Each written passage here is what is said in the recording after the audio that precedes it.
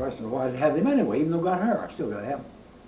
So I finally decided and told General what I want to do. He said, go ahead. Now, Stivers, General Aiken said no more about it. And I don't report to him anyway. I don't report to Stivers. So I got the desk set up. I had everything that I thought he was going to need, telephone, and this, that, and the other. And one day, I'm sitting in my office, and who walks in from this side of here? Hello, Major. How are you? I've never seen her before in my life. How you doing? All right. Now, you can smell her when you first got to the front door. So she says, I am the new receptionist. She announced herself, and I said, well, I heard you were coming. You got a place to stay? Not yet, but I'll have one.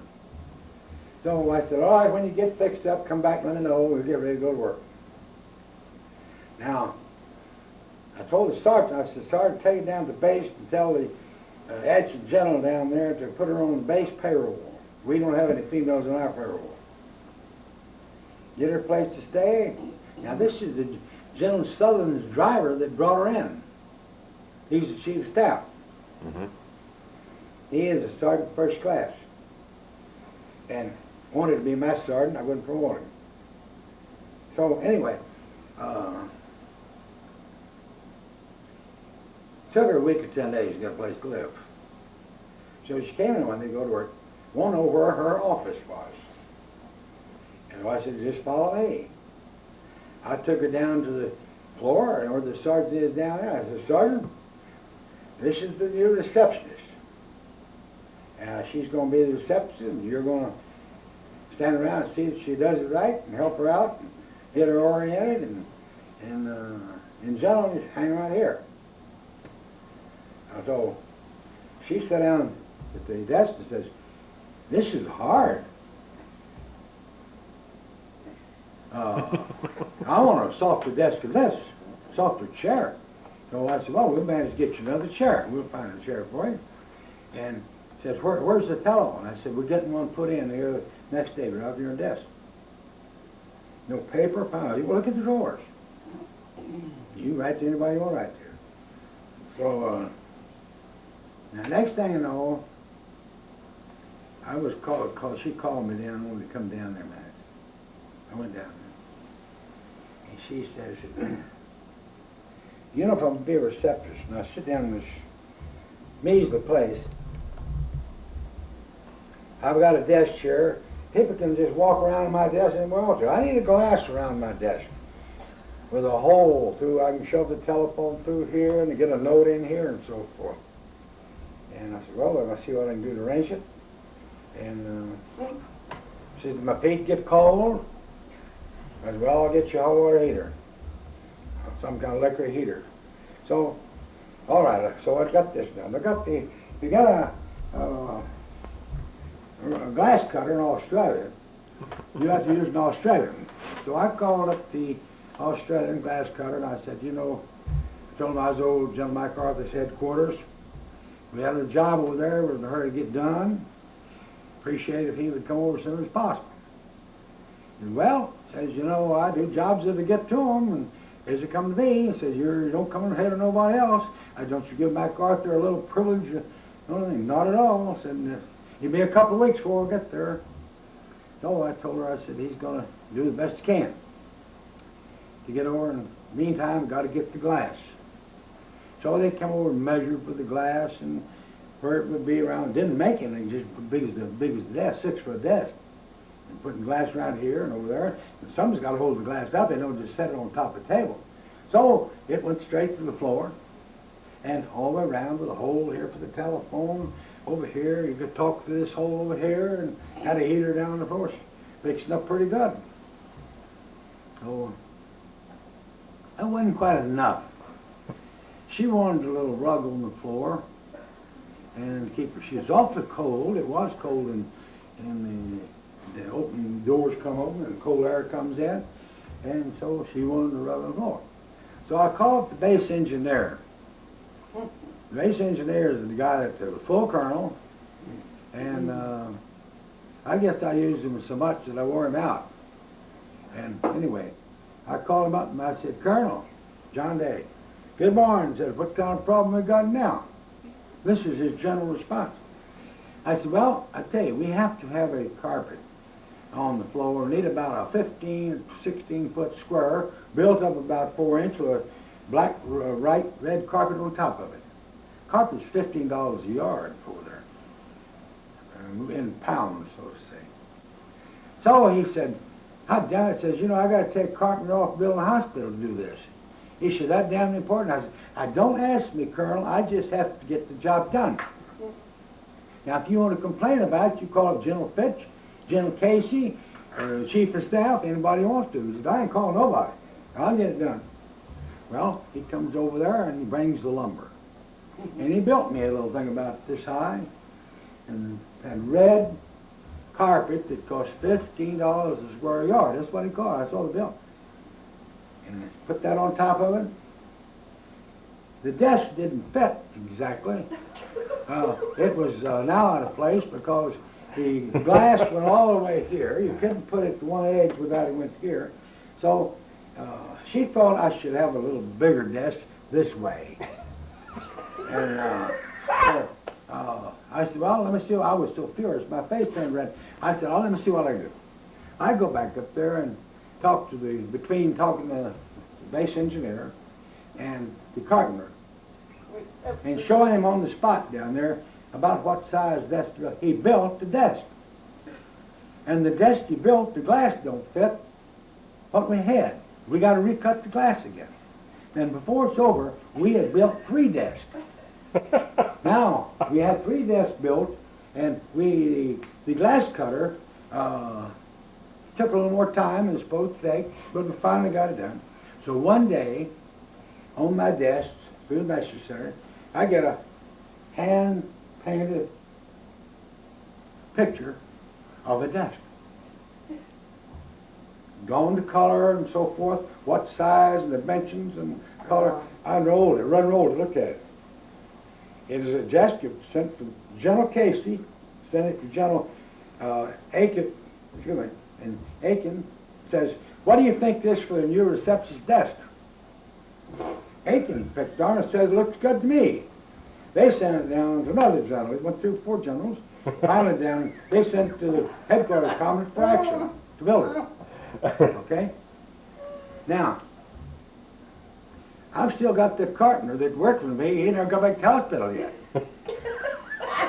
Now we got to get another desk built in there, and colors and so forth. And so I went and told General Stowers, I said, this thing's got in somewhere. This goddamn headquarters can't just be working with that bitch. And what she was doing, she was screwing the Lieutenant General while he was there. And when he wasn't there, she went to a Major General, another Major General, and finally got down to Warrant Officer. Yeah, I don't think it made never, but I just knew what's going on. I wasn't stupid. And here she is. She's got a 4-year-old kid. Hadn't seen her husband in 8 years. He's one of these mustache brigades over in England. Belonged over there. And anyway, I got this last desk deal. And well, I built it. Nice looking. Was pretty. And the colonel from the base in there says, you know, it's a goddamn shame, but we're trying to fight a damn war, and we got to take our people off for building a damn desk for this goddamn office that don't contribute nothing. I said, don't say too much, because you and me might both get fired. And he said, okay. He said, I can't stand it. I said, you'll stand it. Don't worry about it. And mind you, so I guess we've had that desk built like on a Monday, and that's the day the shit hit the fan. So she came into my office and said, this Major, you know that I got to have the glass cut again. Nothing fits. Wow. And I said, well, I can't promise you anything, but I'll do the best I can. And I could feel my face in a bloom, having had so much trouble this coming up anyway. So I called the glass cutter. I told him that we had another job over there for him. We were in a big hurry to get it done. He said, well, said, it's going to be about 2 weeks before I get to you. And I said, all right, soon as you about to get through. So I went upstairs and told her, I said, the grass cutter says it'll be about 2 weeks before you can get to us. She said, I won't stand it. I ain't stomped her foot, I won't stand it. And bingo, to the elevator, went up to General Sullivan's office. I'll go right to my desk and sit down.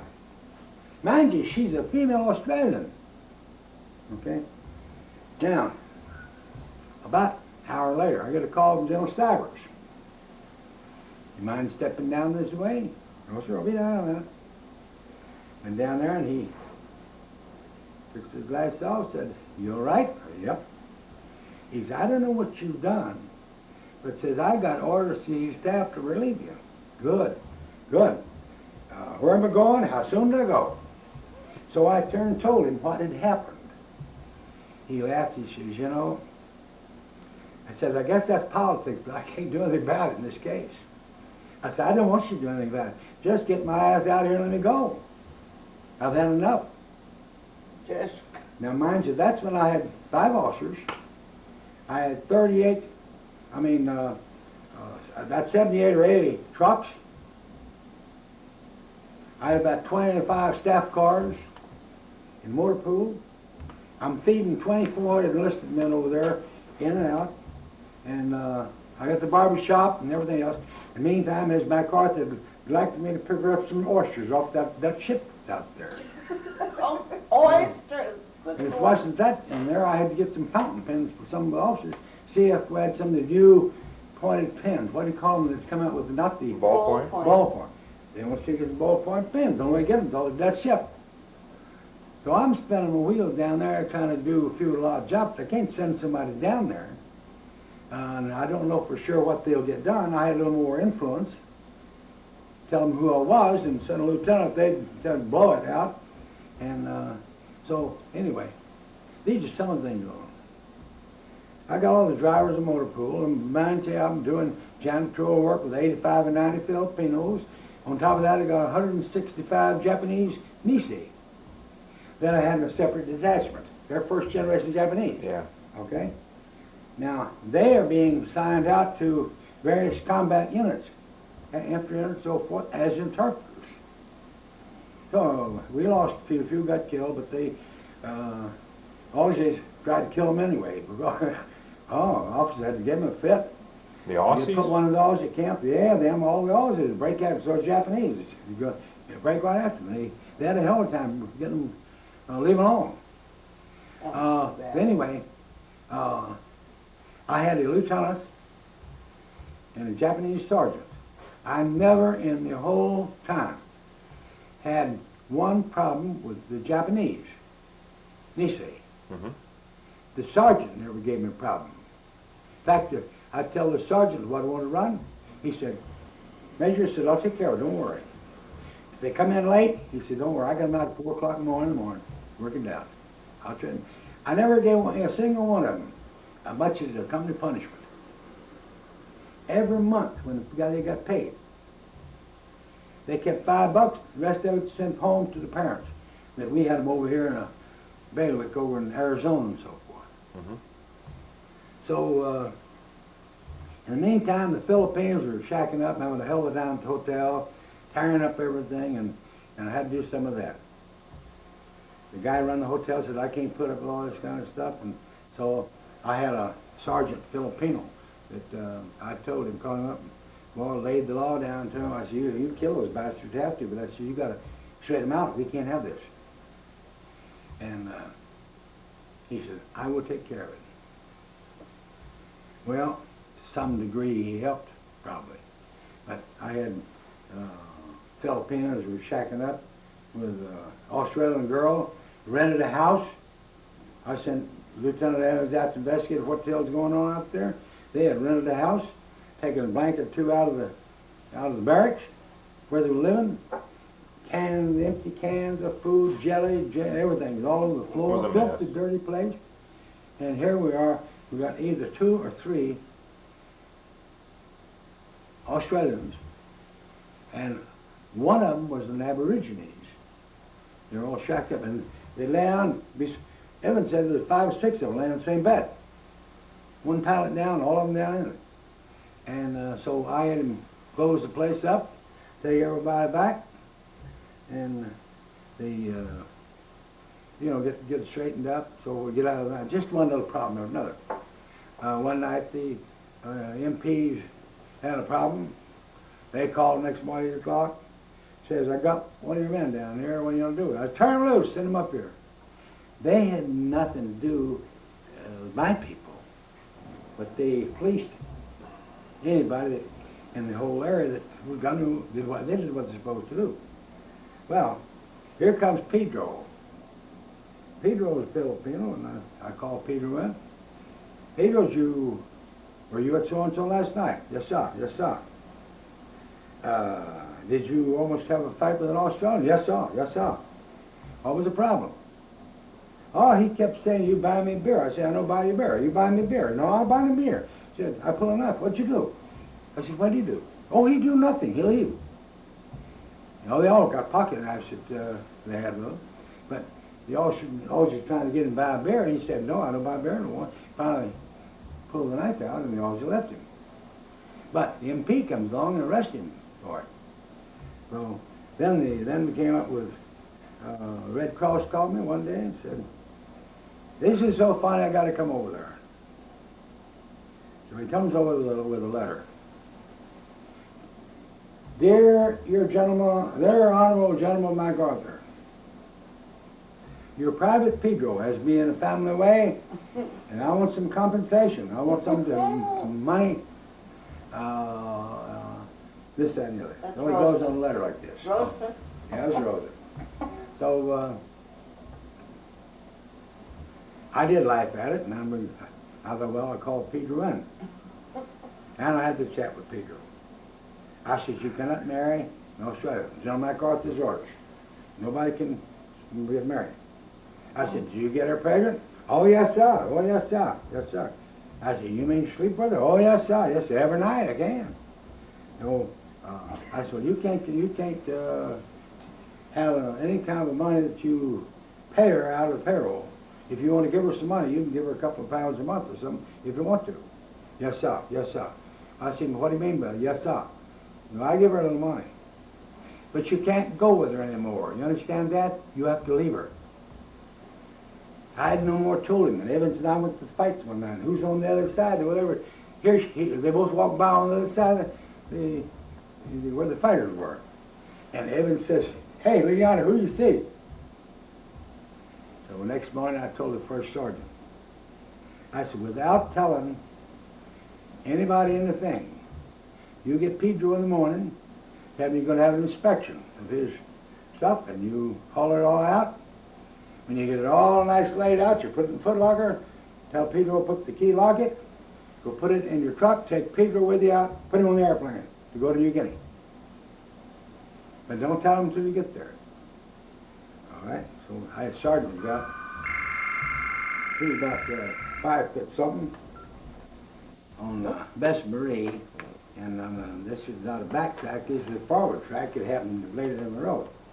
And now, when I was relieved, and finally, they kept me there 3 months. They brought in a full colonel, 26 years in the Army, me in the headquarters company. I'm still the company commander. Still got 20 fellows over here.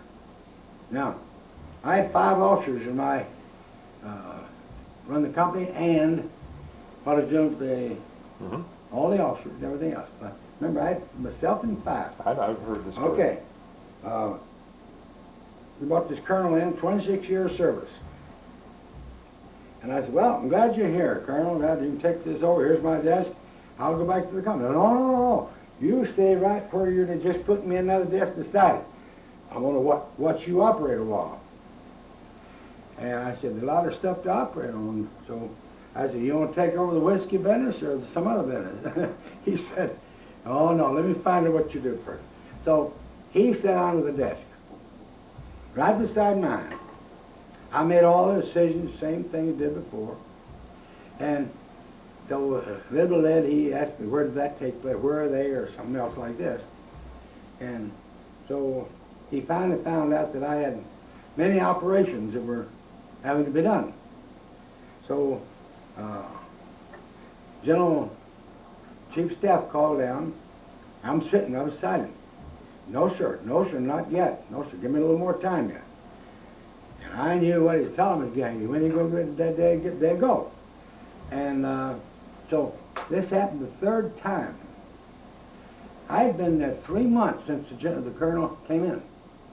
By this time, he has a total of 38 officers,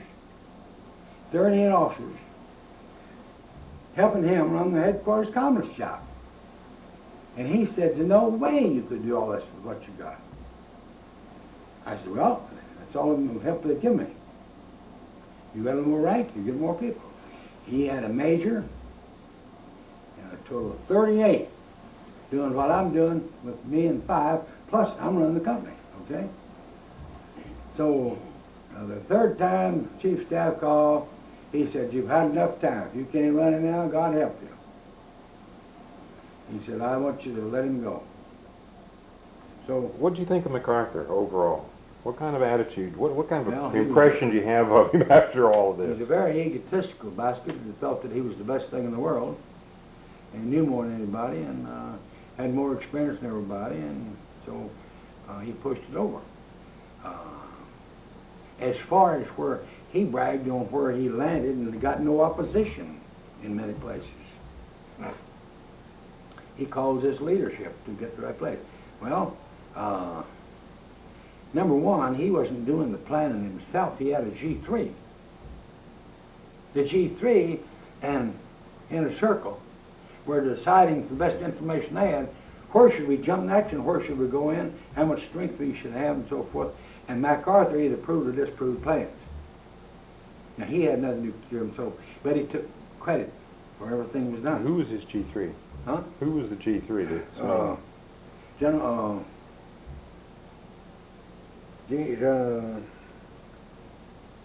I know it, well, no, I can't think of his name now. He got, well, I'll tell you about, he's responsible for leading the 1st Air Force General over there. The 1st Air Force General is a 3-star general, and you've heard me talk of kid I went to school with, Schriever. Mm-hmm. Benny Schriever became a lieutenant general in the Air Force, and he was married to this general's daughter. Benny made a few missions, but this general wanted to make damn sure that he was, he got home. He ran his missions, and they got him out of there, okay? Yeah. Now, nothing wrong with Benny. You can't say Benny was afraid to go. He would have gone anywhere. But knowing he was close to the general, now, our J3, I'm talking about the Army, was trying to get the Air Force to cooperate on a mission. Bring the airplanes in a certain time, do this, do that, and the other, to work with the on-ground forces. And this general wanted to win the war by himself. He was going to win the war, Air Force was going to win the war. So, General G3 told MacArthur to get him the hell out of there, but we need somebody to work with us, not against us. And he was fired and sent out of there and sent back home. And Schriever went home before he did. I can't think of his name, I shouldn't remember.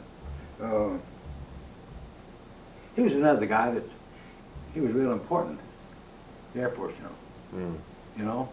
He had a big house that he lived in. He had his little parties and so forth from his group and so forth. And because he had a big house, he took the whole house. Where normally there had been maybe 10 or 15 people staying there, officers. Well, rank has its privilege. That you can overdo it a little. I frankly thought that MacArthur was more than egotistical. He thought he was shit on the stick. And he did what he shouldn't have done. He got into politics, and he got out of his field, and he was told on more than one occasion, you can't do this, that, and another, and he did. And Harry Truman invited him over to Midway or somewhere over there and told me it's true. What do you remember of Mrs. MacArthur? Very nice lady. Her son is your age, within a month or two. I didn't know him very well other than talk to him and this, that, and other, but he was little. He was this big when he was over there. And I had very little occasion in it to send him to him other than saying hello and so forth. And Mrs. MacArthur was a very lovely lady in my experience. She used to call me and want me to go get her some oysters or something off ships. Something fresh to eat or something different. And I'd go get it and go up there, and Abe didn't go with me. Abe, no, hell no, he's busy. He's drinking beer or something else.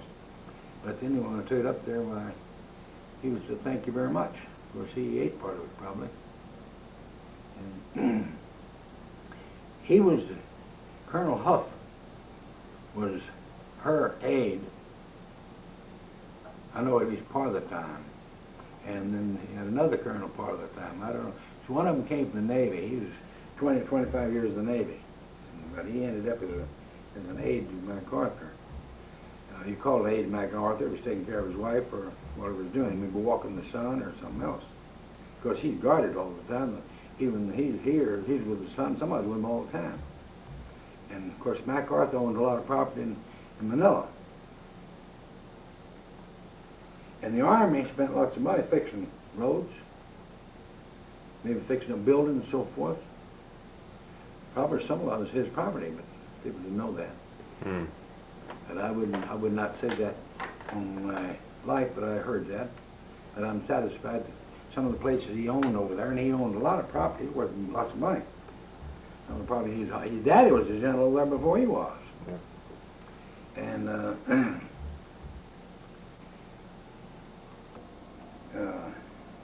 he called up General Fitch. I don't know who told General Fitch. He told General Fitch to give me some orders, get me on the way. So General Fitch called me up to his office.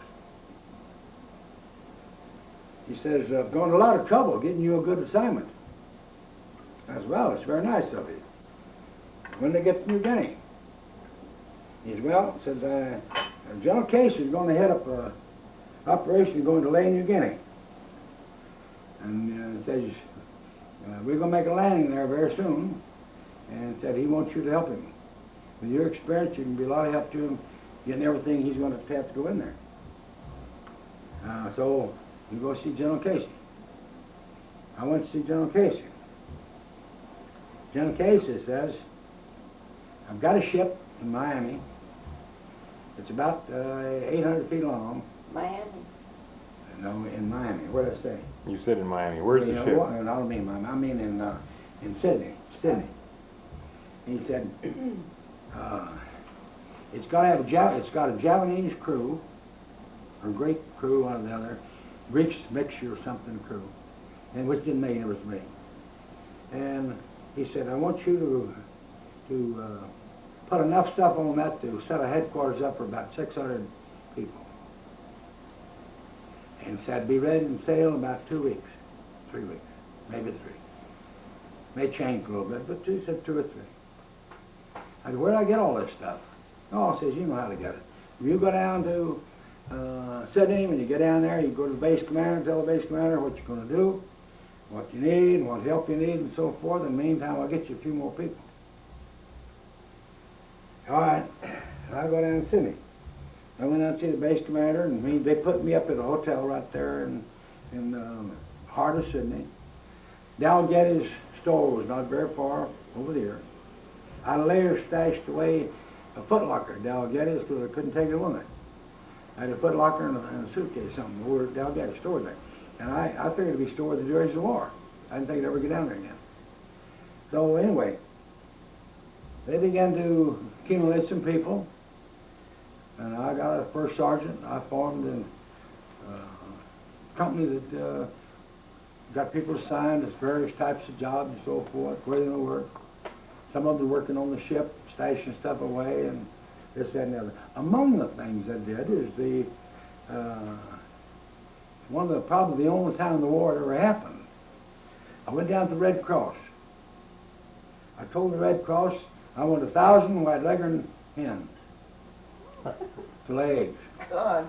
And I said I want them built in coops worse than Bessie 2 or Marie. 3 to the cook, and I want them ready to go by a certain time. And I'll tell you when, where, take them, load them. Well, he said, who's going to pay for it? I said, the Red Cross will. What do you think's going to pay for it? And what, are you going to take them with you on the ship? I said, yes, sir. I want some fresh eggs up the line. I haven't had fresh eggs now in a long time, but this is the way to get them. So, lo and behold, when the day came to deliver the chickens, a truck loaded with cups that would have held a tiger. They were so sturdy and so strong. They were about this high, about so big, and they were about the same width. They hauled them down out there and loaded them on the ship. They stacked the front end up, 8 or 10 high, and they stacked high as they could. Here, in the center of the ship, not on the other end, but on the end here and up here, and around the edges and so forth. And I had a man with a machine gun guarding them. Because there were some of his brothers trying to steal eggs. And even the guys that worked on the ship, the natives down here that worked on the ship, and other kids that tried to steal it in the kitchen, and I just got so many eggs. And I think if they all laid 1,000 a day, and we didn't get 1,000 every day, we would accumulate it. So I had the sergeant in charge of the chickens save the eggs and crate them up until we got ready to eat them, and keep them under guard, same as the chickens. Well, I caught corporals and everybody else trying to steal chicken. They handed them the chicken because the other day. But anyway, we put them on board. I got everything from the quartermaster. I had sheets, blankets, silverware. You wouldn't imagine them. Stuff that I had accumulated to go on this thing, not knowing what I was going to do. So we finally got on board. Everybody's supposed to go. So we go ahead like going to New Guinea. We go around New Guinea this way, and we go all around up to the side. And this is a flat bottom boat. It's not a... Oh, now you mean you didn't go to Ley? Oh yeah, we're not there yet. Oh, okay. We're on the way. We always go, we first straight around this way, we came to Boona. Going around what? The island. Australia? No, no, we're going around New Guinea. Okay. You know, the New Guinea is along like this. Okay. Okay. Normally we would go here, and everything operated out of here. That's the name. Ley and Port Moresby. Port Moresby. Mm-hmm. We hadn't come to Ley. We didn't go to Port Moresby. We went to the far end and went all the way around. And we're still going to finally we go into Boona Bay, Way up in the north. up the north. In Boona, if you remember correctly, is probably the worst battles we've had in the history of war. All the trees were shot off. All the coconut trees, not the stubs. Stubs. Mm-hmm. And around the stubs, you're in the coconut trees. And we lost a lot of men going away. We lost a lot of men up and down there. Anyway, we got it. We were given a place to stay. To get off board. Well, this is after the war's on beyond. Well, the war is anywhere you find it. Yeah. But the Japanese are just ahead of us. Boona is the other side of Port Moresby. Yeah, it's on the north side. Across It's the north side. Yeah, it's across the island, Yeah. across the hills. Now, we were there. We were told we were going to prepare for departure within any time. Well, Boona was the kickoff for going up north. Well, What we're to not kicked off to Ley yet. Ley again. We haven't got to Ley yet. Okay. Boona was from Port Moresby across. They had to get over. We had a big fight in Boona all over in there. Mm-hmm. Anyway, we were there probably a month. In the meantime, the base commander of Boona, or where we were, ration place over there, he came out and told me, said he's going to pick up the chickens this afternoon. And I said, since when? I want them for the hospital. I said, isn't that nice? You know where I got these? I didn't bring them up to the hospital. I brought them up here to eat. They're from my unit. And nobody's got them. That means you. I'm talking to full colonel. He was a big shot up there, see? He said, well, I'll see about it. I said, go tell the general if you don't believe. He says, you ain't got no general. I said, hell, I haven't. I got a 2-star general. You want to talk to him about it? I don't think you give them to him. He didn't have the nerve to go and see him. And I stuck. I kept the chickens. So I didn't want those 25 roosters they had. So I told the cook, I said, if you find a way to get rid of them, eat them, I think they're probably too tough. But you do what you want to do. So he killed one to try him out, and he said he broiled him, baked him, stewed him, and said still couldn't eat him. I said, well, give them away, get rid of them. I don't want roosters. Anyway, we had from Ida Range to have every month so much grain be shipped up for these chickens, feed them. We had no chicken feed. And so finally we got ready to go. We were going to go to Lady. We were going to leave a certain time. And I could not take the chickens with me. We were going to LSTs, and we had so long to load, and this, that, and the other. So I called the colonel. I said, all right, Colonel, come in and get the chickens. You can have them. We can't take them with us. Otherwise, you wouldn't get them. We got all the eggs we had before we left, though. So anyway, we left. I don't know what time of day or night we left, but we had to land at Lay. We had to land there and be unloaded. We can't land before 11. We got to be unloaded at 2 because the ships have to pull off and go. Otherwise, the Jap fighters would be in their own. So we loaded everything up, and I don't know how many LSTs, and we went into Lay. This was the invasion. Yeah, it rained so much, and mud and stuff was so deep, you could hardly walk and get away from the water. So we had to lay down some steel matting, like you put on an airfield. Mm-hmm. We had to lay it down in strips where you could drive away from the beach to get away. And then we only got about 300 yards from the beach. And here we are, it's getting daylight, and we're still unloading, and What, you went in there in the middle of the night? Huh? You went in the middle of the night? Oh yeah, the ships had to pull off at 11 o'clock. At 2 night? o'clock, 2 o'clock at night, in the morning. In the morning, 2 a.m. At 2 a.m. We had to get in there, we had from 11 o'clock to 2 o'clock to get everything off. And what you don't get off between those hours, it stays on the ship, they go. They don't give it there. So we got everything off, just got it off and out of the way. And then we had to find ways to get it up best we could after the ships were gone. We put a portable latrine after we got up there and put up a tent, 1 or 2 tents, and tried to stash some stuff out of the rain. What kind, was this, when are you going in? What's the state of the invasion at this time? What wave are you... I don't know whether to call it a wave or not, as far as we're concerned. Did you hit any resistance? We right. Oh yeah, we picked up some stray Japanese. We weren't fighting anybody. Well, I'll just start to tell you, we put up a portable latrine, and we'd been there an hour or so, and 2 guys were sitting on it, and all of a sudden went ping, ping, and them guys in the crowd said, "The Japs are here." You know, everybody, nobody's worried about the gun at the time. They thought they were even safe, and all of a sudden we got 400 or 500 guys with a rifle all looking around to shoot something. So I tried to calm people down because you don't know who you're shooting unless you see him. And all you're going to do is kill one of the other guys, your own guys. So try to get the guns hashed away. Let one guy watch for certain things, so but the rest of them stay away. And after all, that's a couple of Japs that slipped in, didn't get out or something. They didn't get a chance. They took a pot shot. So all hell broke loose. Well, about 15 minutes, why, you would think a barrage of everything came off, and they must have fired 30, 40 rounds and a bunch of different guns. Well, 2 Japanese were silhouetted between the moon, the water, and where they were. And everybody got a shot to take a shot of. Well, one of them was killed, and the other one got away.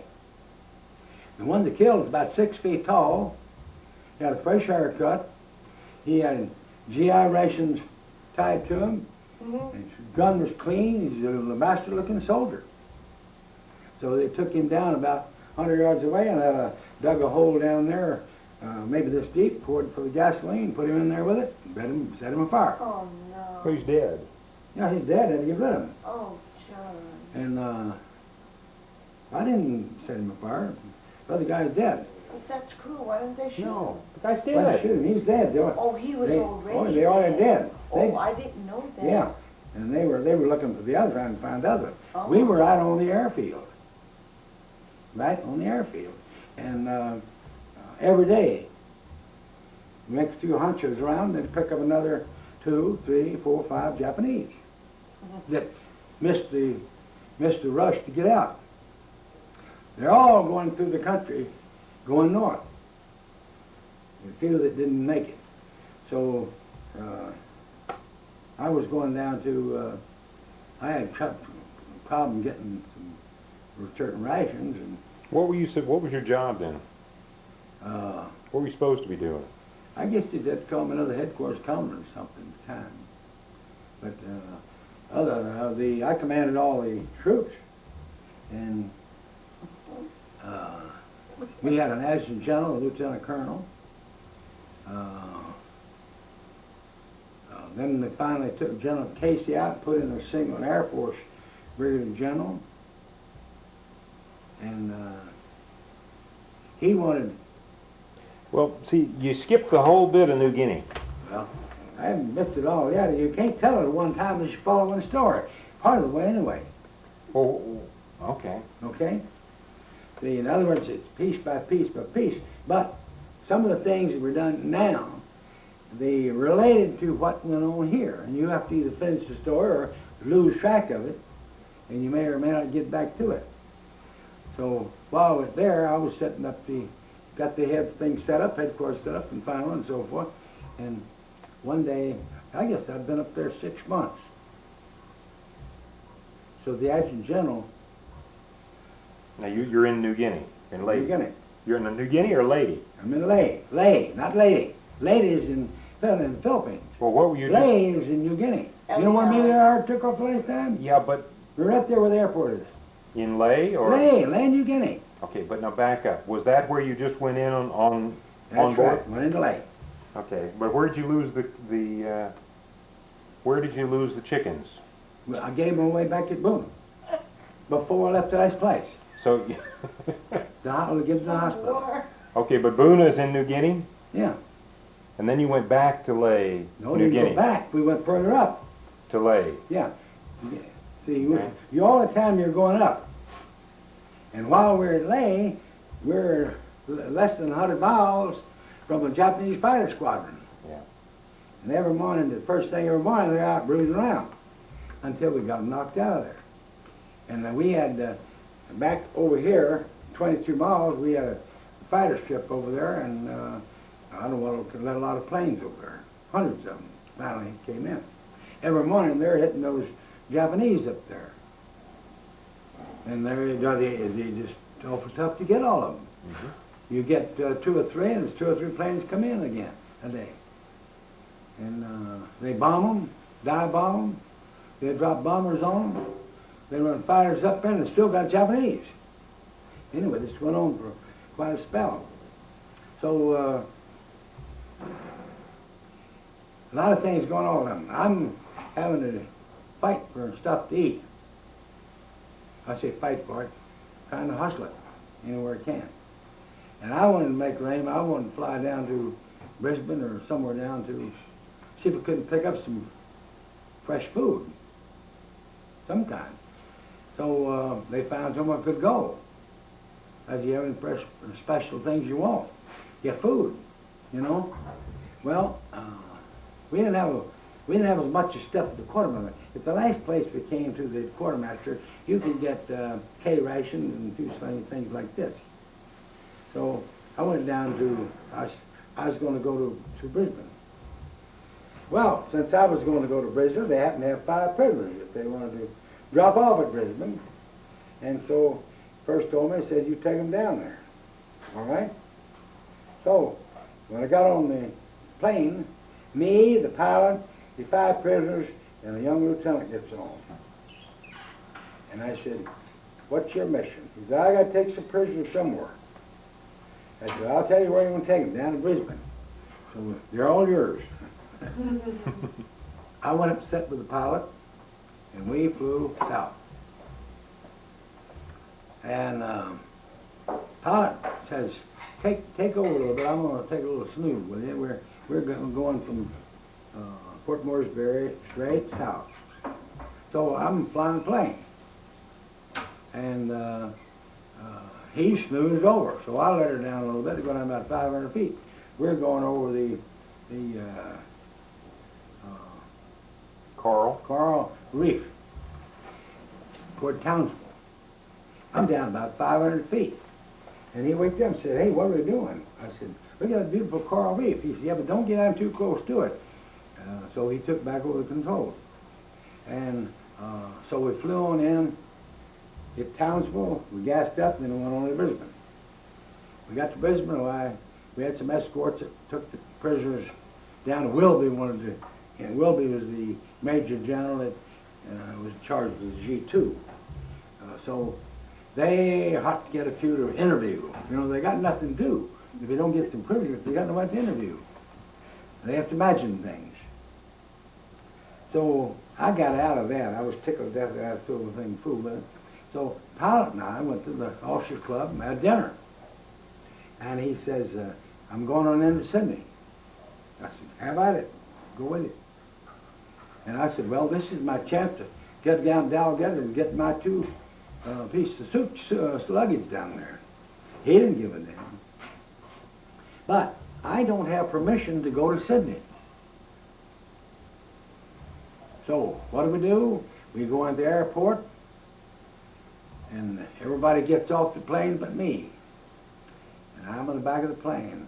And the MP out there says, all out. Pilot says, all gone. So everybody starts walking. So I walked out with them, walked too. I went through the gate like everybody else, and nobody checked the gate. He had checked the plane, except he didn't see. He says, all off. Pilot says, all off. But I went with the pilot, and we were out downtown. I went to got me a room in the hotel. I didn't want anybody to know I was there, so I paid my own hotel bill. And I don't know which one to stay at, really. So, next morning, I knew the adjutant, the base. He came over at the same time I did. So I went down to his headquarters and went and talked to him. I said, I got something to tell you, and I don't know for sure what you think. So I told him that I was down there. In the first place, how I got down there and so forth. Why I was down there for.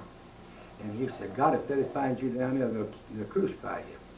I said, well, I don't know why. What's the trouble? I came down to get my luggage, and I'm going on and go back. And so he said, well, I'll tell you what to do. Let me send the wire. I'm going to send the wire to your commander up in Lay. I'm telling the pilot, due to certain problems, the pilot had to go all the way to Sydney. As though he didn't intend to go down there. He did intend to go because that's the Air Force Recreation Center, not Brisbane, see? Yeah. That's where he intended all to go along, but he said due to certain technical problems he had to go to Sydney, and said, Colonel Day's down, I'm a colonel by now.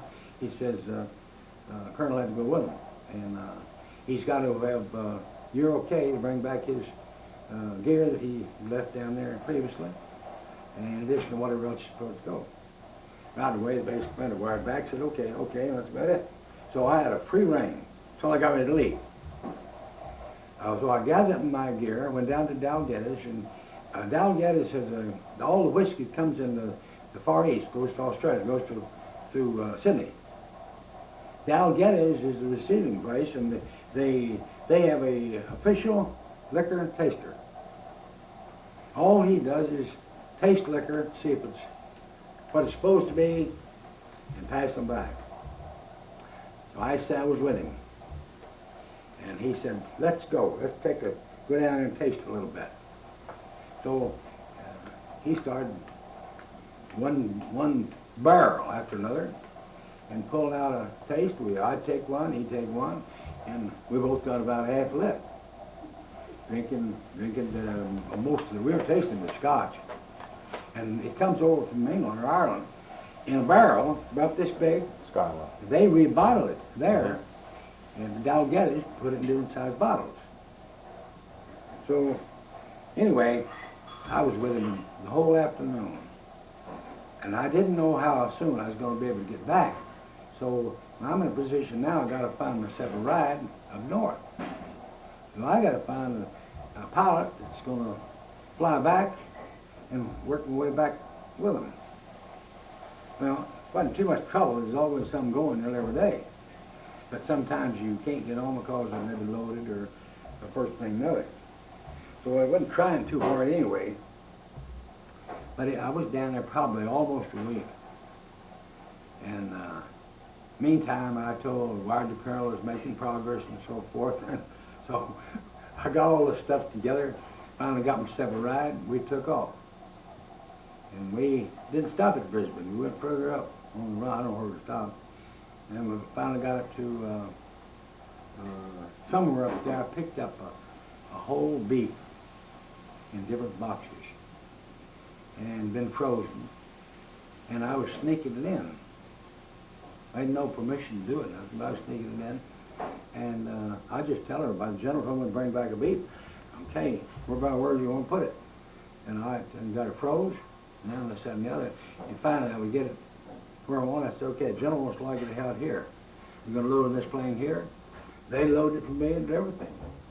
They just marked it so and so where it's going. And so when I arrived up there, we went right on into the place that I left out of. I got on the phone, called them to send transportation down, pick up a beef. I said, beef, real low like. He said, beef? We'll have it there right away.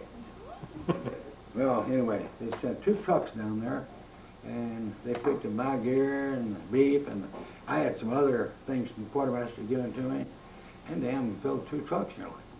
And then they spent about half the night trying to find where we're going to put it tonight before somebody steals it. No place to lock it up. Let's get some cooks out there. We're in tents, so forth, and very little place to put it on ice. Or freeze it, you can't keep it too long. You got to eat it. So the next day, we had meat. So I got my gear back together, and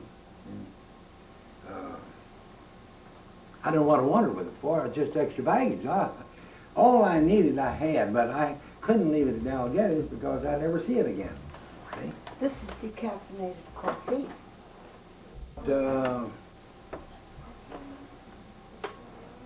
When I left GHQ and went down to get on the ship and come up here, and then we finally left New Guinea.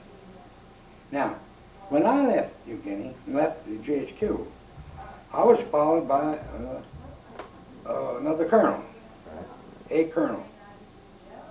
We had, of course, coming. Okay? Now, I don't hear any more about Bessemer Marie because I'm not there anymore for quite a while. But when I came in the picture back to Bessemer Marie, I found out through the grapevine that they had sent her and 2 lieutenants back to San Francisco to buy fresh vegetables put on certain ships for MacArthur's headquarters. Excuse me, John, you could either have cake or donut. I don't want to eat one right now, honey. Okay. I'm all right. Just leave it. Yeah, I don't want to right now, thank you. Now, when she Now, went back meantime, to... I've been doing some other things. Now, wait, you said Betsy Marie went back to San Francisco? She didn't go back, she was sent back by the chief of staff. I thought she was Australian. They made her a captain in the army, But you said she was Australian. She was, but she made a captain in the American Army, and she with 2 lieutenants by chief of staff sent her back to Frisco to buy fresh stuff, or to arrange for fresh stuff, put on boats going to MacArthur's headquarters. How could she become in the American Army? You could do it. Philippines did. Oh, you can do it, John? Oh, you know, they did, anyway. She wore an American uniform, but Oh, I know. They were I wasn't captain. questioning you. I was just wondering how it Now, happened. mind you, this period of time, I was not seeing her. That was happened during my absence. Now, before she was still in that operation, she had a run-in with the colonel that took my place. And the colonel was fired. Wow, And they brought another colonel in. because she ran the war. And so I wasn't in on that, and I didn't talk to him till after the war. I run into him at Fort Sam Houston. And we laughed about it, This is and said, we're the two sons of bitches that got fired first, weren't we, you know? Well, anyway, he was followed by another colonel, and he was followed by a general, major general. Doing the same thing I'm doing as a major initially, way back the line, okay? Now, all this has been taking place.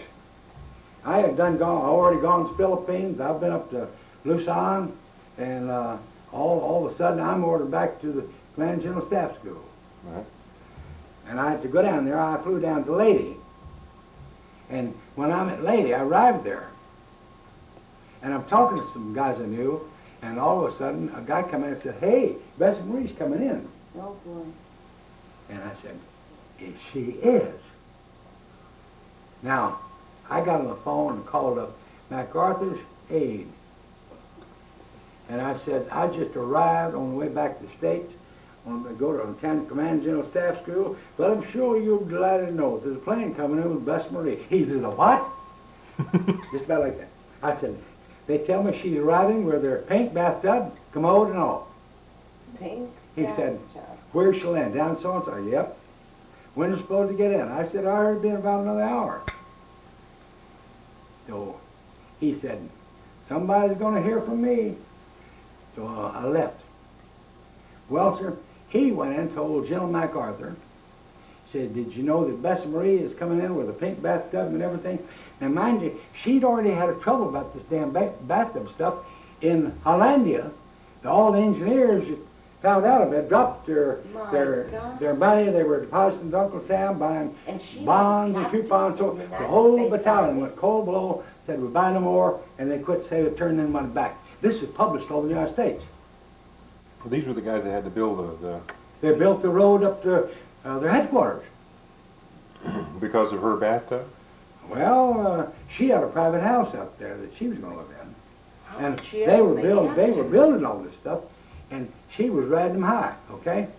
At this time, I'm already up in Lady or farther up. And that happened about the pink bathtub mall while I'm up there. Now, next thing you know, here's what I did. When I came back into Lady, going to Command Staff School, I called General's aide. And General's aide called in Sutherland, and he said, I hear that bitch is coming in an airplane. He said, yes, sir, General, she was supposed to put in there sometime before long. He said, now, I'll tell you what I want you to do. I want her out of here before sunrise, shed house, bathtub and all, and I want you to report to me that she's gone. Yes, sir. And when she landed, she didn't even get off the plane other than get a cup of coffee, and she's back on, and they shipped her, they flew her out of there in a special plane to get her out of there before the sun rose.